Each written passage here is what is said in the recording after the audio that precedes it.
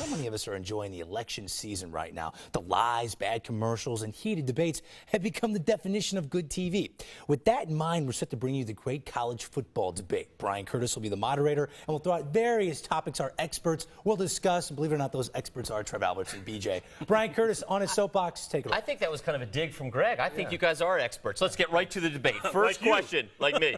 Brian Jones, what coach, player, or administrator has had the biggest impact this season? Well, I think the American people will agree. It's got to be David Cutcliffe, offensive coordinator at University of Tennessee. You look at Eric Ainge, their quarterback. Look at his numbers last year. 45% completion percentage. Now look this year, 67%. The guy has 16 touchdowns, 8 interceptions. Last couple of weeks haven't been stellar. But what David Cutcliffe has been able to do with this young man to elevate his game clearly makes him the impact player of the year. Once again, Jones is flip-flopping. I mean, I think it was 2 weeks ago that Brian Jones and I sat back there and talked about the job that Ron English is doing as a defensive coordinator at Michigan. Nobody's had a bigger influence in terms of college football this year. Remember, this is the same Michigan team that was losing to Nebraska in the Alamo Bowl. They were an afterthought. Nobody had them as a top-5 team. Now they find themselves undefeated. Lamar Woodley, players are playing unbelievable. They have 33 sacks. They're #1 in run defense. Ron English clearly is. But he does have a good point with David Cutcliffe. I mean, I have a very good point. All right, we're moving on to the next question. I have never mentioned Ron English's name, so don't you ever accuse me of flip-flopping. Mr. Alberts, I will go to you on this question.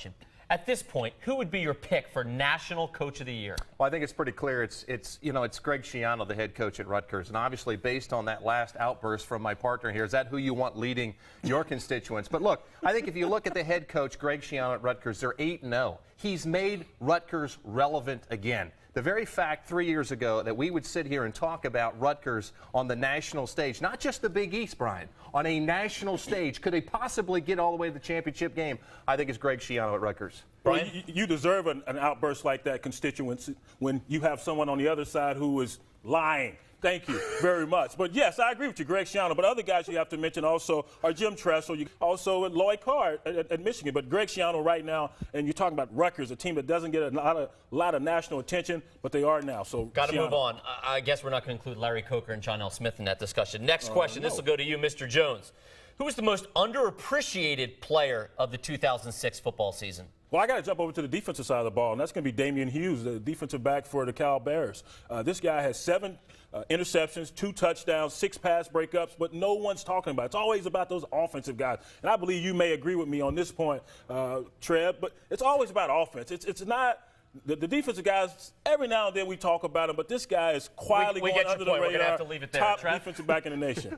I tell you, I look at another Rutgers player. We talked about Greg Schiano, Brian Leonard. Now, I know he doesn't have the stats, and when you say underappreciated, I think because going into the season, a Heisman Trophy candidate, had a big old billboard in New York, steps back, lets Ray Rice go in. I think he's done a great job, never complained. We're going with Brian Leonard there and Damian Hughes. Trev, who do you feel worst for in this season? I think 2 things. First of all SEC coaches. #1, because of the schedule they have to play and 1 loss. So many of them now with 1 loss, they beat up on each other. And I think Bob Stoops at Oklahoma. Think about his season. High expectations. Rhett Bomar's coming back. He's getting better. Oops, he's gone for the year. Adrian Peterson, he's an unbelievable player. Oops, he's now hurt. Bob Stoops still has a very good Oklahoma team. I feel bad Brian, for him. who do you feel worse for this year? I feel bad for Bobby Bowden. Not only does he not know the name of his players, but he's also got his son at offensive coordinator who's taking a lot of hell from the fans.